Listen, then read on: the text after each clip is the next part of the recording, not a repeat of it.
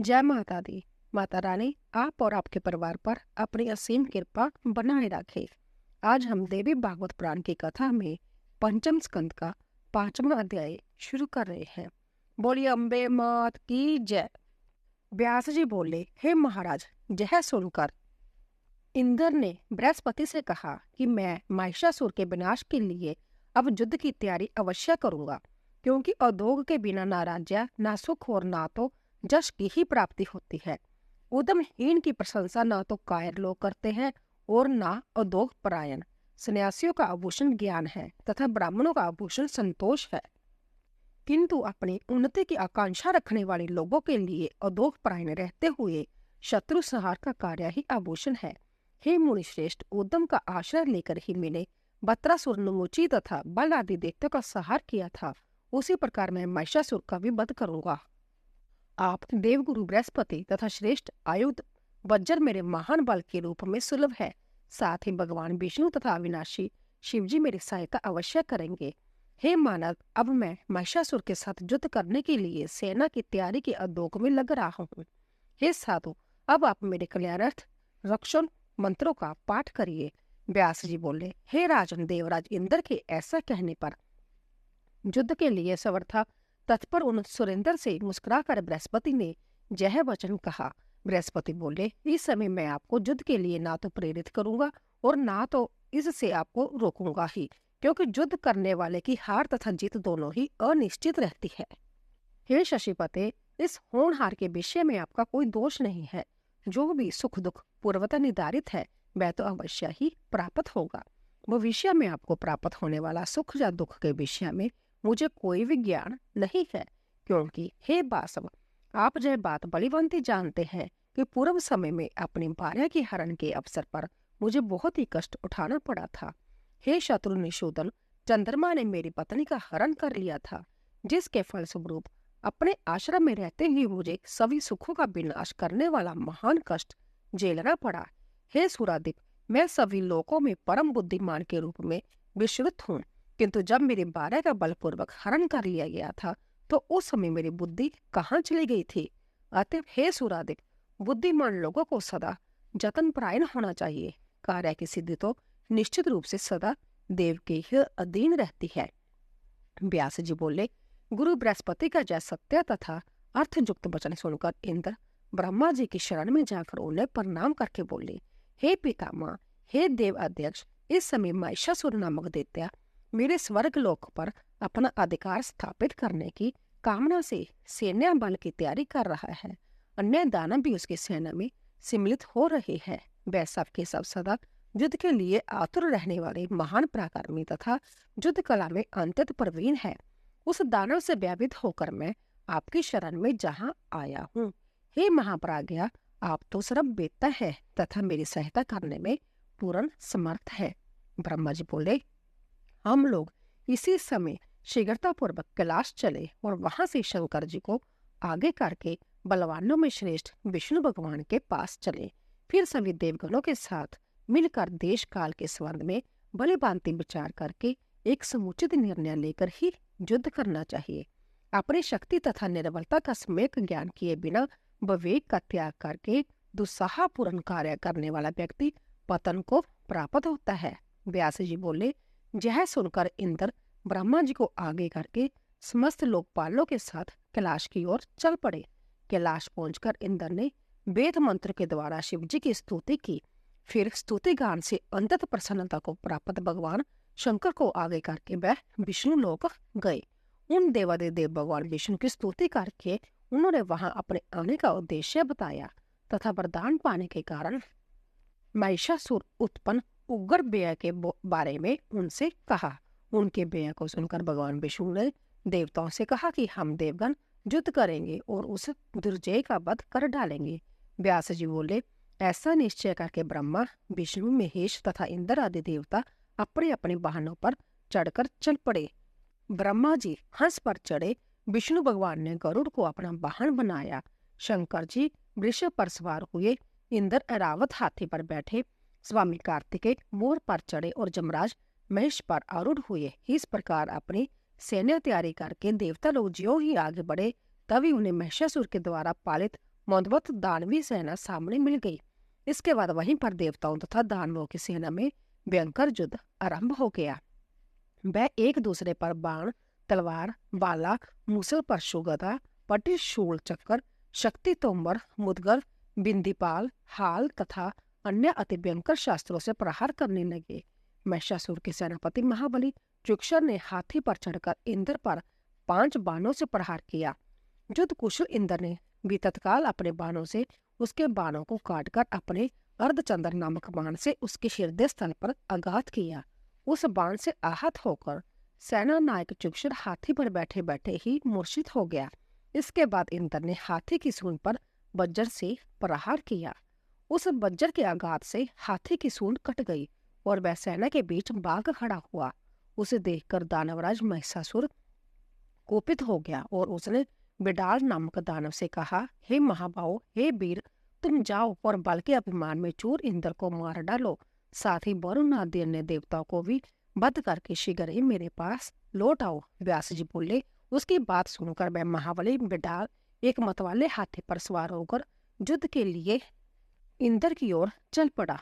उसे अपनी ओर आते देखकर इंद्र ने कुपित होकर विषधर सर्पतुल्य तीक्ष्ण बाणों से बिडाल पर प्रहार किया। उस बिडाल ने शीघ्र ही अपने धनुष से छूटे हुए बाणों से इंद्र के बाण काटकर पुण्य तत्काल अपने 50 बाणों से इंद्र पर आघात किया। तब इंद्र भी क्रुद्ध होकर उसके उन बाणों को काटकर अपने सर्पतुल्य तीक्ष्ण बाणों से उस पर प्रहार किया। अपने धनुष से छूटे हुए बाणों से उसके बाणों को काटकर इंद्र ने अपनी गदा से उसके हाथी की सूंड पर प्रहार किया।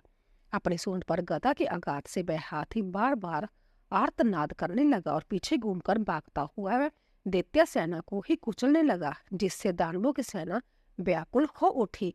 फिर हाथी को युद्ध भूमि से भागा देखकर वह दानव बिडाल लौटकर चला गया और पुण्य एक सुंदर रथ पर सवार होकर देवताओं के समक्ष रण में उपस्थित हो गया। इंद्र ने बिडाल को रथ पर सवार होकर पुण्य सम्रागन में आया हुआ देखकर अपने सर्पतुल्य तीक्ष्ण बाणों से उस पर आघात करना आरंभ कर दिया। वह महाबली बिडाल भी अत्यंत कुपित होकर भयंकर बाण से वृष्टि करने लगा। इस प्रकार विजय के इच्छुक उन दोनों के बीच भीषण युद्ध होने लगा। क्रोध के प्रभाव से व्याकुल इंद्रियों वाले इंद्र ने बिडाल को विशेष बलवान देखकर जयंत को अपना अग्रणी बना लिया और अब उसके साथ मिलकर वह युद्ध करने लगा। जयंत ने धनुष पर चढ़ाकर प्रबलता पूर्वक खींचे गए 5 तीक्ष्ण बाणों से मंदमत उस दानव बिडाल के वक्ष स्थल पर आघात किया। उन बाणों के आघात से मूर्छित होकर बिडाल रथ पर गिर पड़ा। तब उसका सारथी तत्काल रथ लेकर रणभूमि से बाहर निकल गया। उसे बिडाल के मूर्छित होकर युद्ध भूमि से बाहर चले जाने पर देवसेना में महान विजय घोष तथा दंभियों की दौड़ी होने लगी। सभी देवता प्रसन्न होकर इंद्र की स्तुति करने लगे, गंधर्व गाने लगे तथा अप्सराएं नाचने लगी। फिर देवताओं द्वारा किए गए उस विजय घोष को सुनकर महिषासुर कुपित हो उठा। उसने शत्रुओं के अभिमान को चूर चूर कर देने वाले ताम्र नामक दानव को युद्ध क्षेत्र में भेजा। ताम्र बहुत से सैनिकों के साथ सम्रागण में आकर इस प्रकार वेगपूर्वक बाणों की वर्षा करने लगा, मानो मेघ समुद्र में जल बरसा रहा हो। उस समय वरुण देव पाश लेकर तथा जमराज हाथों में दंड धारण करके महेश पर चढ़कर युद्ध भूमि में शीघ्र ही पहुंच गए। अब देवताओं तथा दानवों में बाणों, तलवारों, मूसलों, बर्शियों तथा फरसों से भीषण संग्राम होने लगा। जमराज के द्वारा अपने हाथ से फेंके गए दंड से ताम्र आहत हो गया, किंतु वह महाबाहु ताम्र सम्रागन से हिला तक नहीं। ताम्र उस संग्राम भूमि में वेगपूर्वक धनुष को खींच खींच कर अति तीक्ष्ण बाण छोड़कर इंद्र आदि देवताओं पर शीघ्रता से प्रहार करने लगा। वह देवता कुपित होकर पत्थर पर घिसकर नुकीले बनाए गए तीक्ष्ण दिव्य बाणों से दानवों को मारने लगे और ठहरो ठहरो कहकर चिल्लाने लगे। उन देवताओं के प्रहार से घायल होकर दैत्य ताम्र युद्ध भूमि में मूर्छित हो गया। तब व्यक्रांत दैत्य सेना में महान हाहाकार मच गया। दोस्तों, 5वां अध्याय पूरा हुआ। 6ठा अध्याय। व्यासुर बोले, इस प्रकार दानव ताम्र के मूर्छित हो जाने पर महिषासुर कुपित हो गया और एक विशाल गदा लेकर देवताओं के समक्ष जा डटा। हे देवताओं, तुम सब ठहरो, मैं अभी अपनी गदा से तुम सभी को मार डालूंगा। बलिबाग, हविष्य खाने वाले तुम सब तो सदा से बलहीन रहे हो। ऐसा कहकर अभिमान के मत में चूर वह महाबाहु महिषासुर हाथी पर बैठे हुए इंद्र के पास पहुंचकर उसने उनके बाहुमूल पर अपनी गदा से तीव्र आघात किया।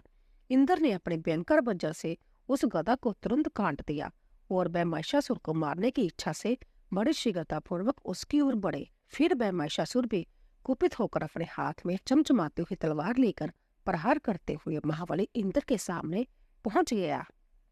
तब उन दोनों में नानाविध आयुधों के द्वारा समस्त प्राणियों को व्यापित कर देने वाला तथा मुनिजनों को भी विस्मित कर देने वाला भीषण युद्ध छिड़ गया। फिर दैत्य महिषासुर ने संपूर्ण जगत को नष्ट कर देने वाली तथा मुनियों को भी मोहित कर देने वाली मोहक कारिणी शांबरी माया का तत्काल प्रयोग किया। उस माया के प्रभाव से महिषासुर के ही रूप वाले तथा उसी के समान पराक्रमी करोड़ों महिषासुर अनेक प्रकार के आयुध लेकर देव सेना का सहार करते हुए दिखाई पड़े। तब दैत्य महिषासुर द्वारा उत्पन्न की गई उस मोहकारी माया को देखकर इंद्र विस्मय में पड़ गए और तथा बेया से बहुत व्याकुल हो उठे। वरुण, कुबेर, जम, अग्नि, सूर्य तथा चंद्रमा भी व्यापित हो गए और सभी के मन में त्रास छा गया। सभी देवगण माया भी मोहित होकर भाग खड़े हुए और वह सावधान होकर ब्रह्मा, विष्णु तथा शिव का स्मरण करने लगे। स्मरण करते ही उनकी रक्षा की कामना से श्रेष्ठ आयुध धारण करके सुरश्रेष्ठ ब्रह्मा, विष्णु तथा महेश अपने अपने वाहन हंस, गरुड़ तथा वृषभ पर आरूढ़ होकर वहां आ गए। मोह कारण ने उस आसुरी माया को देखकर भगवान विष्णु ने अपना तेज में सुदर्शन चक्र चला दिया, जिसके प्रचंड तेज से वह माया समाप्त हो गई।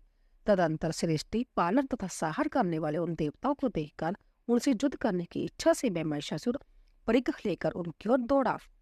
इसके बाद महावीर महिषासुर, सेना अध्यक्ष चिक्षुर, उग्र वीर्या, असिलोमा, त्रिनेत्र, बाष्कल तथा अंधक जय दानव एवं उनके अतिरिक्त अन्य बहुत से दानव युद्ध की अभिलाषा से निकल पड़े।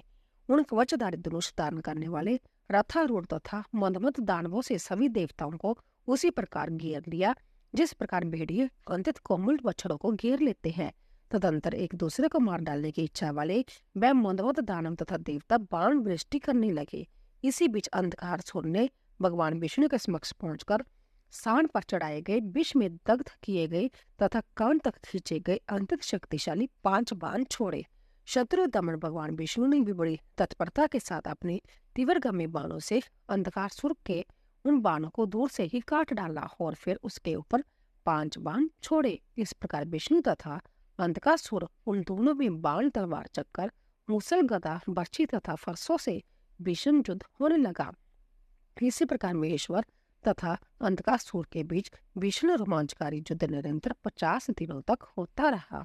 उसी तरह इंद्र तथा बाष्कल, महिषासुर तथा भगवान रुद्र, जमराज तथा त्रिनेत्र, महाहनु तथा कुबेर एवं असिलोमा तथा वरुण के बीच महाभीषण युद्ध हुआ।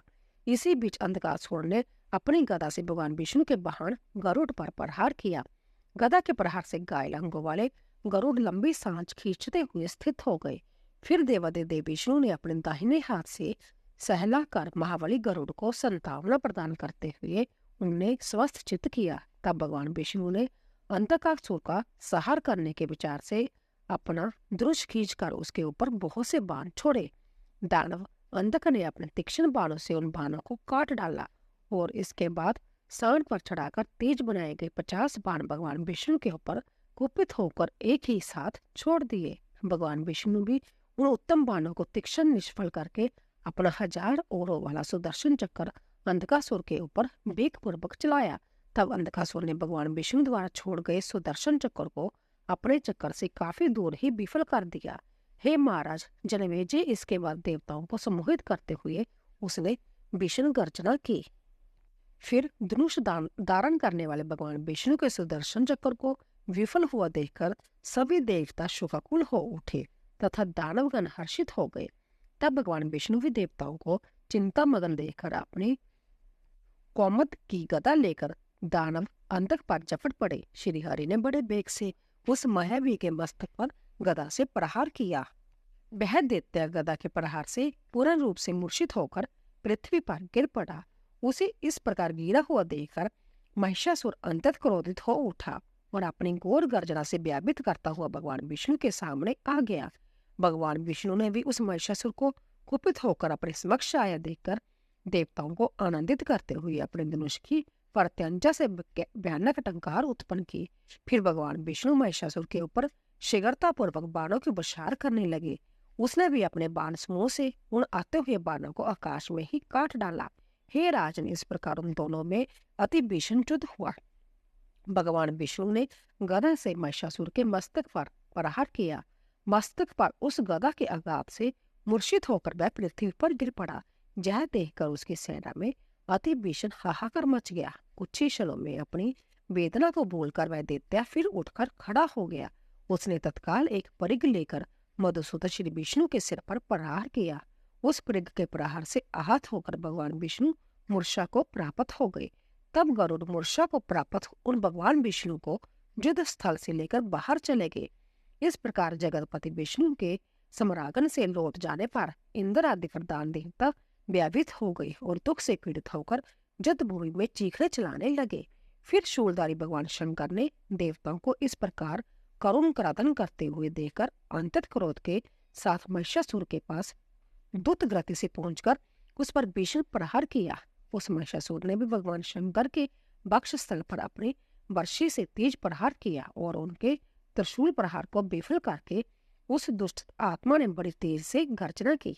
वक्ष पर प्रहार होने पर भी भगवान शंकर को कोई पीड़ा नहीं हुई और क्रोध से आंखें लाल करके उन्होंने उस पर अपने त्रिशूल से प्रहार किया। इसी बीच दुष्ट आत्मा महिषासुर के साथ भगवान शंकर को इस प्रकार युद्धरत देखकर प्रहार जनित मूर्छा का त्याग करके वहां भगवान विष्णु आ गए। उस समय युद्ध के लिए उत्सुक महापराक्रमी विष्णु तथा शिव को श्रेष्ठ सुदर्शन चक्र तथा त्रिशूल धारण करके लड़ने के लिए अपने समक्ष उपस्थित देखकर वह महाबली महिषासुर अंतत कुपित हो उठा। फिर वह विशाल बाहुदित्य उन दोनों देवताओं को अपने समीप आया हो देखकर महेश का रूप धारण करके पूछ हिलाता हुआ युद्ध करने के लिए उनके समक्ष पहुंच गया। देवताओं को आंतकित करते हुए उस विशालकाय तथा वह महिषासुर ने अपने सींगे फटकारते हुए मेघ की भांति भीषण गर्जना की तथा वह अपने सींगों से पर्वतों को बड़ी बड़ी चट्टानें उखाड़ उखाड़ कर फेंकने लगा। उस दानवों को देखकर महाप्रकाशर्मी देवश्रेष्ठ विष्णु तथा शंकर उसके ऊपर भीषण बाण वृष्टि करने लगे। भगवान विष्णु तथा शिव को अपने ऊपर बाण वृष्टि करते हुए देखकर महिषासुर ने अपनी पूंछ में एक भयानक पर्वत शिखर लपेटकर उनके ऊपर फेंका। उस पर्वत शिखर को आते देखकर भगवान विष्णु ने अपने बाणों से उसके सैकड़ों टुकड़े कर दिए और फिर सुदर्शन चक्कर से उसके ऊपर शीघ्रता से प्रहार किया। भगवान विष्णु के चक्कर से आहत होकर वह दैत्यराज महिषासुर युद्ध में मूर्छित हो गया, किंतु थोड़ी ही देर में वह मनुष्य का शरीर धारण करके उठ खड़ा हुआ। पर्वत के समान शरीर वाला वह महाभयानक दैत्य हाथ में गदा धारण कर देवताओं को व्यापित करता हुआ मेघ के समान जोर जोर से गरजने लगा। उस नाद को सुनकर भगवान विष्णु ने त्रिवत्र ध्वनि उत्पन्न करने के लिए बड़ी तेजी से अपना देदीम्यान पंचजन्य नामक शंख बजाया। शंख की उस ध्वनि से समस्त दानव व्यापित हो गए और तपोधन ऋषिगण तथा देवता आनंद मगन हो गए। तो दोस्तों, इसी तरह छठा अध्याय पूरा हुआ। सातवां अध्याय। व्यास जी बोले, हे महाराज जनविजय, महिषासुर ने समस्त दानवों को क्षीण मनसक देकर महेश का वह रूप छोड़कर तत्काल सिंह का रूप धारण कर लिया। फिर भयानक गर्जन करके गर्दन के बाल फैलाकर अपने तीक्ष्ण नख दिखाकर देवताओं को व्यापित करता हुआ वह देवसेना पर टूट पड़ा। उसने गरुड़ के ऊपर अपने नाखूनों से आघात करके उनके रक्त से लथपथ कर दिया। पुण्य सिंह रूपधारी उस दानव ने विष्णु की भुजा पर अपने नखों से प्रहार किया। भगवान विष्णु ने उसे देखकर कुपित हो तत्काल अपना सुदर्शन चक्कर लेकर उस दैत्य को मार डालने की इच्छा से बड़े वेग से उस पर चला दिया। भगवान विष्णु ने उस महिषासुर पर ज्यों ही अपने चक्कर से तेज प्रहार किया, त्यों ही वह महान शक्तिशाली महेश का रूप धारण कर भगवान विष्णु को अपने सींगों से मारने लगा। वक्ष स्थल पर सींगों के आघात से व्याकुल होकर भगवान विष्णु बड़े वेग से भागकर अपने लोक चले गए। विष्णु लोक को पलायित देखकर शंकर जी भी बहुत व्यापित हो गए और उसे सर्वथा अवध्या मानकर कैलाश पर्वत पर चले गए। ब्रह्मा जी भी उसके डर से तत्काल अपने लोक चले गए। महाबली इंद्र वज्र धारण किए हुए सम्रांगण में डटे रहे। वरुण देव अपना पाश शास्त्र लेकर धीरपूर्वक खड़े रहे। जमराज अपना दंड धारण किए हुए युद्ध करने के लिए सावधान होकर खड़े थे। जक्ष दंपति कुबेर युद्ध करने के लिए पूर्ण रूप से उद्यत थे और अग्निदेव वर्षी लेकर युद्ध करने के विचार में स्थित थे। नक्षत्रों के नायक चंद्रमा तथा भगवान सूर्य दोनों एक साथ युद्ध करने के लिए खड़े हो गए और उस दानव श्रेष्ठ महिषासुर को देखकर उन्होंने युद्ध करने का निश्चय कर लिया। इतने में क्रूर सर्पों के समान बाण समूहों की वर्षा करती हुई क्रुद्ध दानवी सेना वहां आ गई। वह दानवराज महेश का रूप धारण करके खड़ा था। उस समय देवता तथा असुर पक्ष के योद्धाओं का भीषण गर्जन होने लगा। देवताओं तथा दानवों के बीच हो रहे महाभयानक संग्राम में धनुष की टंकार तथा ताल ठोकने की दबड़ी मेघ गर्जना जैसी प्रतीत हो रही थी। अभिमान में चूर महाबली दैत्य महिषासुर अपने सींगों से पर्वत शिखर फेंक फेंक कर देव समूह पर प्रहार कर रहा था। क्रोध में भरे हुए उस परम महिषासुर ने अपने खुरों की आघात से तथा पूंछ घुमाकर बहुत से देवताओं पर प्रहार किया। फिर लड़ने के लिए उद्यत देवता तथा गंधर्व व्यापित हो गए और महिषासुर को देखकर इंद्र भी भाग गए। संग्राम छोड़कर शशिपति इंद्र के भाग जाने पर जमराज, धनाध्यक्ष कुबेर तथा वरुण देव जैसा भी व्यापित होकर भाग चले। महिषासुर भी अपनी जीत मारकर अपने घर चला गया। इंद्र के भाग जाने के बाद उनके द्वारा ऐरावत हाथी, सूर्य का उच्च श्रवा घोड़ा तथा दूध देने वाली कामधेनु गौ उसने हस्तगत कर लिया। फिर उसने शीघ्र ही सेना को साथ में लेकर स्वर्ग जाने का मन में निश्चय किया।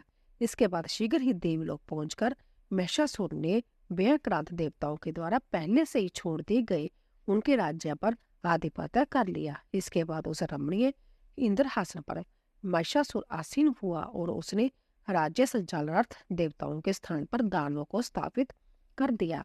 इस प्रकार पूरे 100 वर्ष भीषण युद्ध करके अभिमान में चूर उस दैत्य ने इंद्र पद प्राप्त किया। सभी देवता उस महिषासुर से प्रताड़ित होकर स्वर्ग से निकल गए और बहुत वर्षों तक पर्वत की गुफाओं में घूमते फिरते रहे। हे राजन, तब थके हुए सभी देवतागण ब्रह्मा जी की शरण में गए। उस महिषासुर के भय से ग्रस्त वह सभी देवता समस्त वेदांगों के पारगामी, विधान, शांत स्वभाव वाले और संभ्य ब्रह्मा के मन से उत्पन्न मरीच आदि प्रमुख मुनियों एवं सिद्धों के नरगंधर्वों, चारणों, उर्गों तथा पनंगों द्वारा निरंतर सेवित रजोगुण से संपन्न 4 मुख वाले जगन्नाथ प्रजापति वेद गर्भ कमल के आसन पर विराजमान तथा समस्त संसार के गुरु देवादिदेव ब्रह्मा जी की स्तुति करने लगे।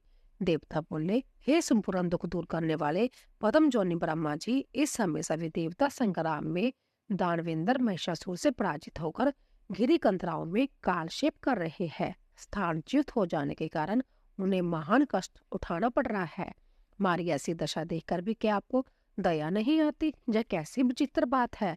क्या निर्लोभी पिता सैकड़ों अपराधों से युक्त अपने पुत्रों को त्याग कर उन्हें कष्ट में पड़े रहने देख सकता है? जो देते दरसताए गए असहाय देवताओं की जो आपके चरण कमल की भक्ति में लगी रहती है, अपेक्षा आज आप क्यों कर रहे हैं? दुष्ट महिषासुर देवलोक का साम्राज्य भोग रहा है। ब्राह्मणों द्वारा जग में दी हुई पवित्र हवि को वह संभय ले लेता है। वह दुष्ट आत्मा असुर स्वर्ग के पारिजात पुष्पों को अपने उपभोग में लाता है तथा समुद्र की निधि से बुरूपा उस कामधेनु गौ का भी उपयोग कर रहा है। हे देवेश, हम लोग देवताओं के विषय में स्थिति का वर्णन कहाँ तक करूं? आप तो अपने ज्ञान से दैत्यों की सारी कुचेष्टा जानते हैं। आप संपूर्ण कार्य को जानने वाले हैं। अंत है प्रभु, हम सभी देवता आपके चरणों में आ पड़े हैं। हे देवेश, देवता जहाँ कहीं भी जाते हैं वहीं पहुंचकर विविध चरित्रों वाला, पापमय विचारों वाला तथा दुष्ट आचरण वाला वह महिषासुर उन्हें पीड़ित करने लगता है। हे विभो, अब ही हमारे रक्षक है, हमारा कल्याण कीजिए। यदि आप हमारी रक्षा नहीं करेंगे तो दैत्य के भीषण अत्याचारों वाली दावानल से पीड़ित हम लोग आप सदृश शांतिदाता, अनंत तेजस्वी प्रजापति, देवताओं को पूज्य आदिपिता तथा कल्याणकारी प्रभु को छोड़कर किसी की शरण में जाए। व्यास जी बोले, इस प्रकार स्तुति करके संपूर्ण देवता हाथ जोड़कर प्रजापति ब्राह्मण को प्रणाम करने लगे। उन सबके मुख पर अंतत उदासी छाई हुई थी। तब उन्होंने इस प्रकार दुखी देखकर लोक पितामह ब्रह्मा जी उन्हें सुख पंचाते हुए मधुर वाणी में कहने लगे। ब्रह्मा जी बोले, हे देवताओं, मैं क्या करूं? वर पाने के कारण वह दैत्य अभिमानी हो गया है। उसका वध कोई स्त्री ही कर सकती है, पुरुष नहीं। ऐसी परिस्थिति में मैं क्या कर सकता हूँ? हे देवताओं, हम सब लोग पर्वत श्रेष्ठ कैलाश पर चले। वहां विराजमान संपूर्ण कर्मों के ज्ञाता भगवान शंकर को आगे करके वहां से वैकुंठ धाम को चले, जहां भगवान विष्णु रहते हैं। उनसे मिलकर हम लोग देवताओं के कार्य के विषय में विशेष रूप से विचार करेंगे। ऐसा कहकर ब्रह्मा जी हंस पर सवार होकर कार्य सिद्धि के लिए देवताओं के साथ लेकर कैलाश की ओर चल पड़े। तभी शिव जी अपने ध्यान योग से सभी देवताओं सहित ब्रह्मा जी को आता हुआ जानकर अपने भवन से बाहर निकल आए। एक दूसरे को देखकर उन्होंने प्रणाम किया। उन सभी देवताओं ने भी भगवान शंकर तथा ब्रह्मा जी को प्रणाम किया और वे दोनों अंतत प्रसन्न हो गए। शिव जी वहां सभी देवताओं को पृथक पृथक आसन देकर सबके यथास्थान बैठ जाने पर संध्या भी अपने आसन पर बैठ गए। तब ब्रह्मा जी से कुशल प्रश्न करके भगवान शिव ने देवताओं को कैलाश आने का कारण पूछा। शिव जी बोले, हे ब्राह्मण, इंद्र आदि देवताओं के साथ आपके जाने का क्या प्रयोजन है? हे महाभाग, वह कारण अवश्य बताइए।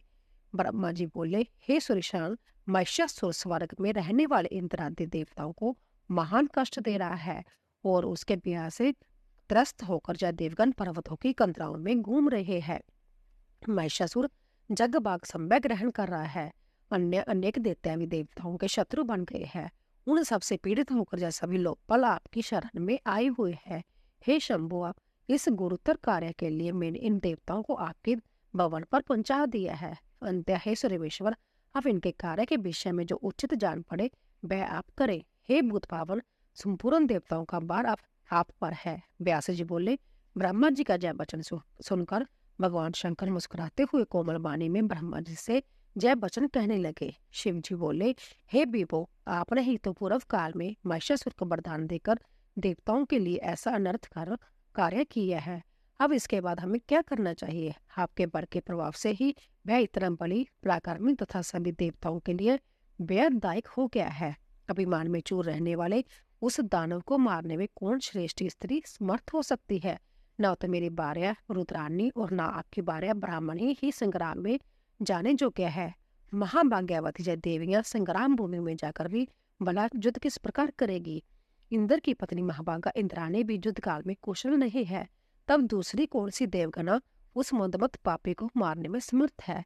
अंत मेरा तो यह विचार है कि हम लोग इसी समय भगवान विष्णु के पास चलकर और उनकी स्तुति करके देवताओं का कार्य करने के लिए उन्हीं को शीघ्रतापूर्वक प्रेरित करें। परम बुद्धिमानी में श्रेष्ठ वह विष्णु संपूर्ण कार्य को सिद्ध करने में कुशल है। उन्हीं वासुदेव से मिलकर इस कार्य के संबंध में विचार करना चाहिए। वह किसी प्रपंच अथवा बुद्धि से कार्य सिद्ध होने का उपाय बता देंगे। व्यास जी बोले, भगवान शंकर की जय बात सुनकर ब्रह्मा आदि समस्त श्रेष्ठ देवता जब ठीक है ऐसा कहकर उठ खड़े हुए और वह सब अपने अपने वाहनों पर सवार हो शिव जी के साथ तुरंत बैकुंठ की ओर चल दिए। उस समय कार्य सिद्धि के सूचक अनेक शुभ शकुन देकर वह सब अंतत प्रसन्न हुए। शुभ सूचना देने वाले शीतल मंद तथा सुगंधित हवाएं चलने लगी और पवित्र पक्षी सत्र मार्ग में मंगलमयी बोली बोलने लगे। आकाश निर्मल हो गया और दिशाएं स्वच्छ हो गई। इस प्रकार देवताओं की यात्रा में मानो सब मंगल ही मंगल हो गया। तो दोस्तों, इसी तरह 7वां अध्याय पूरा हुआ। बोली अम्बे मात की जय। तो दोस्तों, अगर आपको हमारी कथा पसंद आ रही हो, प्लीज जाने से पहले चैनल को सब्सक्राइब कीजिए, लाइक कीजिए और शेयर कीजिए। आप सभी का धन्यवाद।